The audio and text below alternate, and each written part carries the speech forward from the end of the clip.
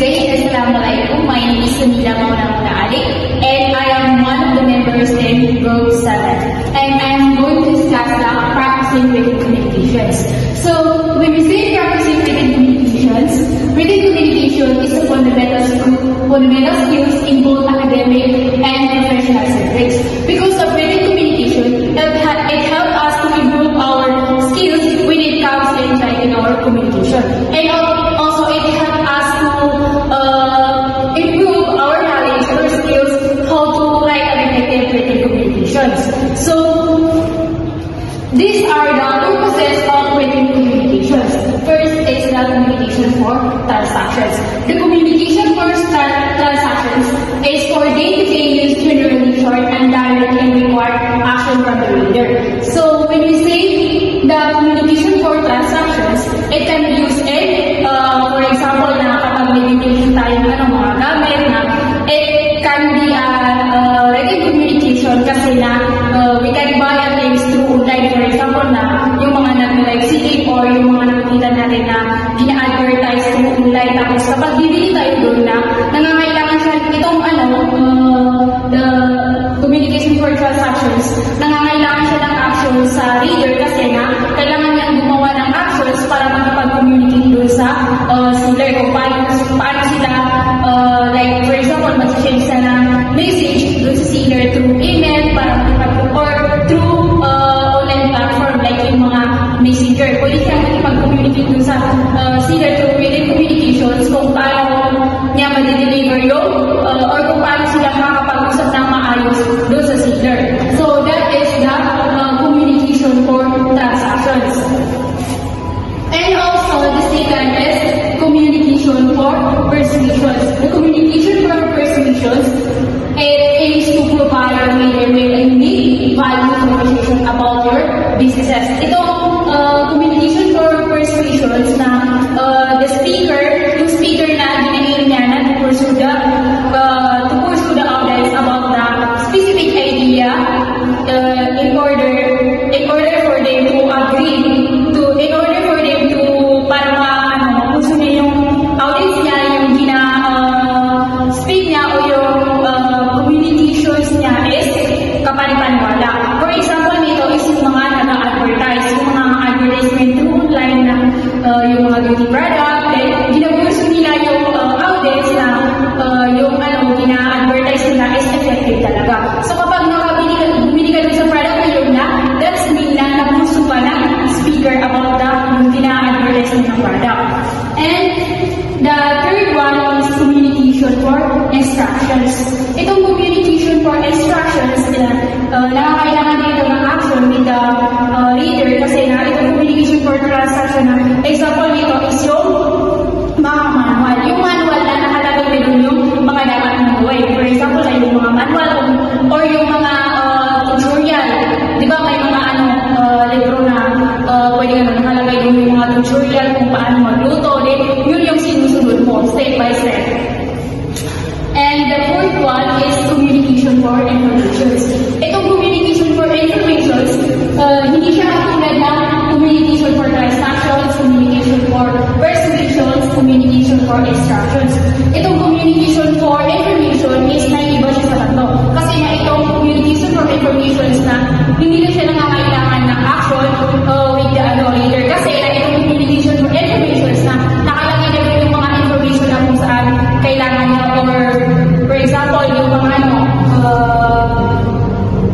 instruction written, communications, and yung mga memorandum na, for example, kapag maglalabas ng memorandum yung school natin, na di ba nakalagay na doon yung information na kailangan natin. Naka-specific na siya doon, in a short. Hindi na siya na kailangan ng action to the readers. And that's all. Ways to practice written communication. First is journaling. Writing daily journal builds fluency and self-expression. Ang pagsulat ng talarawan ay nakakatulong para maipahayag mo ang iyong damdamin at kaisipan. Nakakatulong din ito sa pag-asa ng iyong pagsulat sa natural at personal na paraan. Second is essay writing. Practicing essays on various topics enhances structure and argument development. Ang pagsanaysay sa pagsulat ng sanaysay ay nagpapahusay sa pagbuo ng ideya, lohikal at pagkakaayos ng kaisipan at pagsuporta sa opinion gamit ang ebidensya. Third is letter writing. Composing formal and informal messages helps learner understand tone and audience. Ang pagsasanay sa paggawa ng formal at di-formal na liham o email ay nakakatulong upang matutunan mo kung paano gumamit ng tamang tono at anyo batay sa kausap o tagatanggap ng mensahe. Fourth is peer review. Reviewing others' work and receiving feedback strengthens editing and critical thinking skills. Kapag sinuri mo ang gawa ng iba at binibigyan ng payo, natututo ka ring kilalanin ang tamang ayos ng sulatin, grammar at ideya. Kaya gumagaling ka rin sa sariling pagsusulat. Fourth is online platform. Blogging or engaging in educational forums and develop both creativity. Ang pagpo-post sa social media platforms gaya ng vlog o educational forum ay nagpapalawak sa iyong kakayahan sa pagsulat gamit ang mas malikain o formal na estilo. Nakakatulong din ito upang masanay ka sa paggamit ng wasto at maayos na wika. Assalamualaikum warahmatullahi wabarakatuh. So, what I'm going to discuss about is written business communication. Written business communication is the exchange or the process of exchanging information, ideas between the co-workers or colleagues or in an organization through written channels. So, ang written business communication is ito yung proseso ng communication kung paano nag-communicate yung isang worker at sa kanyang co-worker sa pamamagitan ng written channels. For example, we have emails, memos, and we have other more. So, written business communication encompasses various forms including emails, letters, reports, proposal, contracts, and more. This can be categorized into instructional, informational, persuasive, and transactional types, depending on their purpose. Effective business writing is clear, concise, and tailored to the specific audience and context. So, effective business writing must be clear. Dapat, bago tayo magsulat ng business letter, ay siguraduhin natin ito ay clear. Wala itong mga typos, walang typos. Kung pwede, sa unang basa lang ng ating customers is naiintindihan niya agad kung ano yung laman ng letter na isend mo. And it is tailored to the specific audience and context. If we say tailored, yung content na yung nilalaman ng letters mo is specific na about doon sa sinulatan mo. Let us give an example. For example, you have a business partner which is a farmer. You are going to write a business letter na sasabihin sa kanya na magsusulat ka ng business letter sa farmers, dapat ang laman ng iyong business letters is all about agriculture.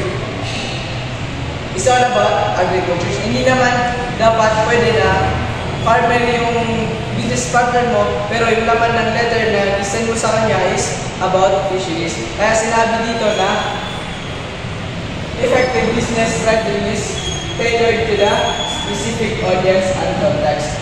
So, types of written business communication. First is correspondence. Correspondence conveys a message that is intended to transmitted to co-workers, not customers. So, correspondence is a message that is intended to be conveyed to your co-workers, not to your customers. Ito yung letters na isisend para lang sa iyong coworkers. For example, in a business, may problema pero gusto mo magpatulong. So you're going to send a letter na naglalaman na, can you help me, can you give me the file of this? Then, that is intended to your coworkers. Hindi naman pwede na isend mo, doon ka maghihingi ng tulong doon sa customers mo na wala namang pwedeng kinalaman doon. May tulong or kinalaman doon. So, examples of correspondence is email. Emails is an ambiguous form. It can be used as for quick updates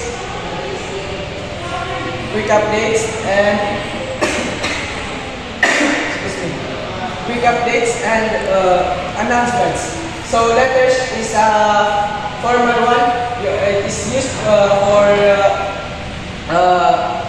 official notifications, or for example is resignation letters. So memos, as you know, the memo is for example, dito sa school natin, during mag-post ang IHP ng memos, is di-post nila at yung nilalaman ng correspondence or yung affected na mga tao lang na doon ay apektado ay yung mga students at yung faculty. So number 2, proposals. Is a plan or idea, often a formal written one, which is suggested for people to think about and decide upon. According to Police 2021, it is considered to be a unique type of formal business communication since it greatly depends on form. Therefore, templates and other details are important in making proposals. The proposal is an idea or plan that is, or ito yung mga plano na specifically sa mga problem or gumagawa ng solution in a written one, which is suggested na sa mga tao na pag-isipan kung ito ba ay aproban, tatanggapin yung proposal na i-offer mo sa kanila, para pupunduhan yung proposal mo or hindi. It is considered to be unique type of formal business communication since it greatly depends on form. Why is it greatly depends on form? So, in proposal, the form can greatly affect the presentation of your proposal. For example, is the clear and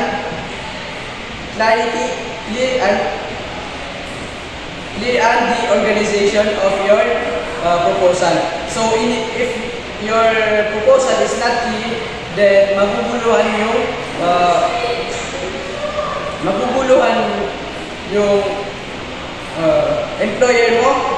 Then, if your idea is not organized, is malabong maintindihan ng iyong employer. So, last one is report are more formal than other form of written business communication.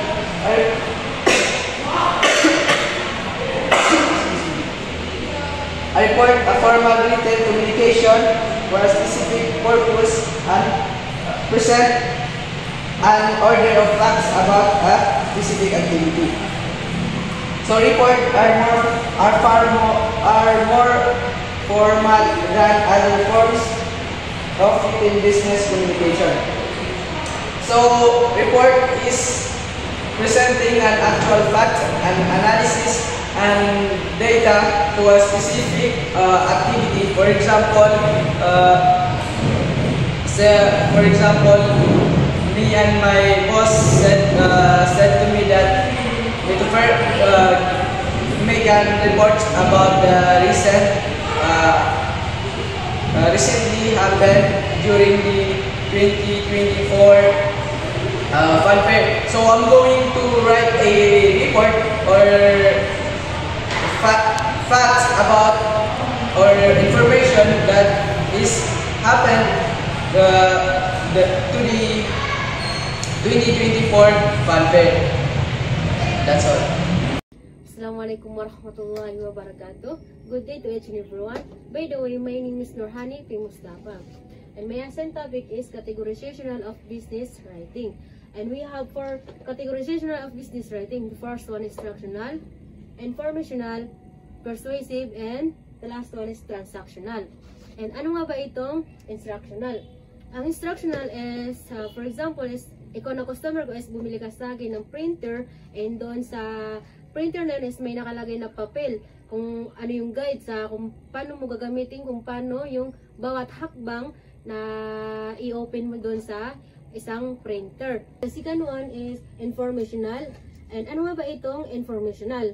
Ang informational is, for example, may isang company nagbigay ng memo na yung memo na yan is may nabago ba na bagong policy sa isang company. And pwede rin yung update sa isang sales, kung ano yung ba yung pumapasok at saka lumalabas na pera sa isang company. O di kaya kung may nabago ba or may nabawas sa isang product ng isang company. And the third one is persuasive. Ano nga ba itong persuasive? And the persuasive is isang writing na nakasulat doon yung kung paano mo kunin yung attraction or paano mo i-convince yung isang customer na bumili sa product na yun. And para bang kinukumbinsi mo lang kung gaano ba ka-quality, kung ano ba yung kung bakit ba sila dapat bumili sa product na yon. Yung kinukuha mo lang yung attention ng isang customer. And the last one is transactional. And ano nga ba itong transactional? For example, ang transactional is si buyer at si seller is nag-uusap sila about negosyo. Nag-interact sila about negosyo. And si buyer naman is nagbibigay ng details kay seller kung saan ba i-address, kung saan ba ipapadala yung kanyang order. Yun ang tinatawag na transactional. Kung saan ba i-address, kung saan ba ipapadala yung kanyang order. And that's all. By the way, I am Nurhani P. Mustafa.